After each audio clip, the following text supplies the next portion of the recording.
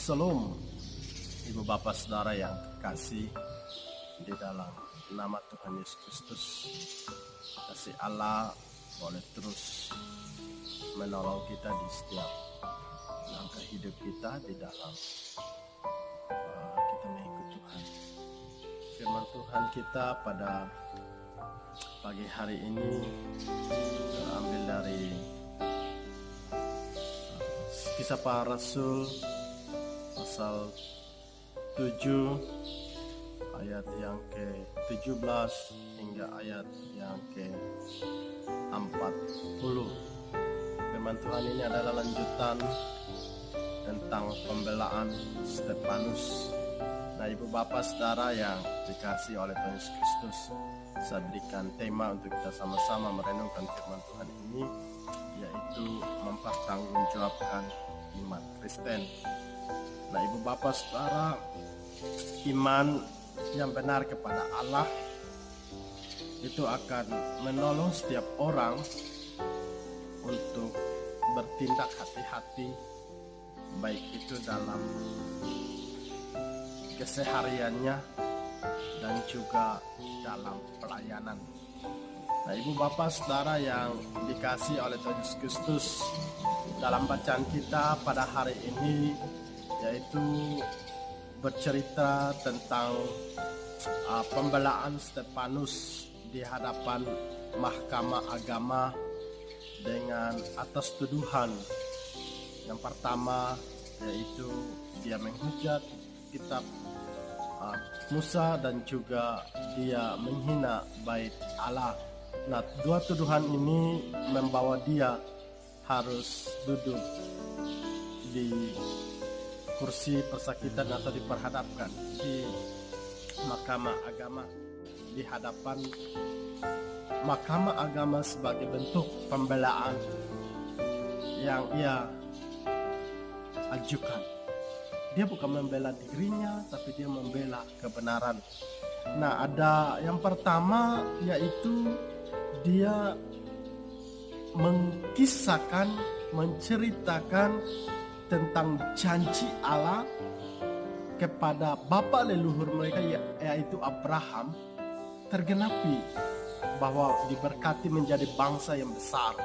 Nah, itu tergenapi dalam ayat yang ke-17. Dia menceritakannya kepada Mahkamah Agama pada waktu itu. Dan yang kedua, dia bercerita tentang ada suatu raja Mesir yang baru, dia bangkit memimpin dan dia tidak mengenal Yusuf. Nah, ketidaktahuan terhadap Yusuf membuat aturan bahwa anak kecil yang baru lahir, bayi laki-laki itu harus dibunuh.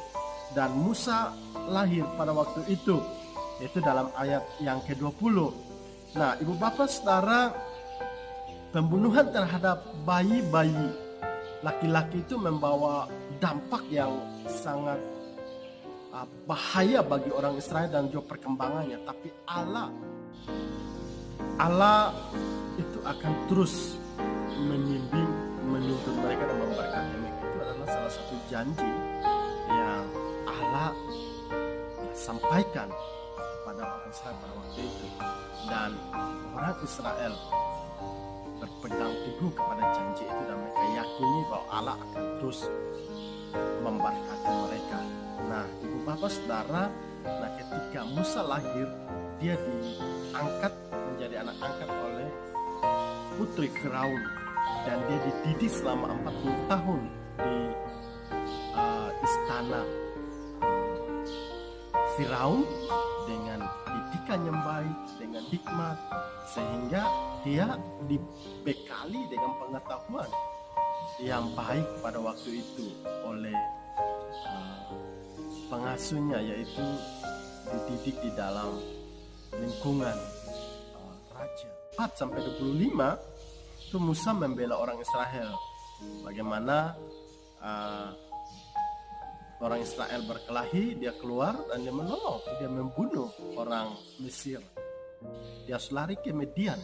Di Midian dia selama 40 tahun di sana, dan 40 tahun kemudian dia dipanggil oleh Allah untuk menolong orang Israel.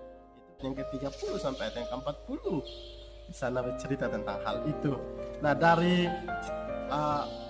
pembelaan yang dilakukan oleh Stefanus ini, dia mau menceritakan kepada orang Israel tentang sejarah, bahwa mereka sudah memahami sejarah itu, mereka sudah tahu tentang Taurat itu, tapi mereka menuduh Stefanus bahwa dia menghina bait suci dan juga dia menghujat kitab Taurat, sehingga bagaimana Stefanus menjelaskan tentang Musa itu secara detail kepada mereka supaya mereka bisa memahami bahwa Stefanus tidak menghujat kitab Musa atau tidak menghujat hukum Taurat. Nah, ibu bapak saudara yang dikasih oleh Tuhan Yesus Kristus, nah dalam bagian ini sebenarnya Paulus mengingatkan mereka bahwa mereka dari awal juga mereka sudah melakukan penolakan, baik itu kepada Musa mereka sudah melakukan penolakan, dan juga mereka menolak Kristus. Itu adalah sebuah gambaran bagaimana mereka yang tidak taat dan juga tidak percaya pada Allah dalam hidup mereka, karena mereka sering melakukan hal-hal yang tidak berkenan kepada Tuhan di dalam setiap kehidupan mereka. Sehingga melalui pembelaan ini Stefanus ingin meyakinkan mereka bahwa mereka harus menjadi orang bangsa yang taat kepada Allah, yang sudah memilih mereka menjadi umat pilihan Allah. Nah, ketaatan itu seharusnya mendorong mereka untuk mereka benar-benar memahami akan setiap hukum Musa itu dengan baik dan benar. Nah, ibu bapak saudara yang dikasih oleh Tuhan Yesus Kristus, pembelaan dari Stefanus ini berakhir kepada pembunuhan terhadap Stefanus, yaitu dia harus mati syahid dengan dia membela kebenaran. Nah, ibu bapak saudara, kadang-kadang kita sebagai orang Kristen, kita juga diperhadapkan dengan hal-hal yang seperti ini, bahwa kita akan suatu saat kita akan mempertanggungjawabkan iman kita di hadapan Tuhan. Nah, tanggung jawab ini yang harus kita pertanggungjawabkan di hadapan Tuhan, bagaimana iman kita, sikap kita di dunia ini, supaya kita juga harus siap untuk mempertanggungjawabkan iman itu di dalam hidup kita. Nah, ibu bapak saudara, bagaimana kita harus mempertanggungjawabkan hidup kita dan iman kita di hadapan Tuhan. Nah, di dalam situasi pandemi COVID-19 ini, seharusnya ini menjadi momen waktu yang tepat untuk kita boleh memperlengkapi diri kita untuk siap menyaksikan iman kita kepada dunia.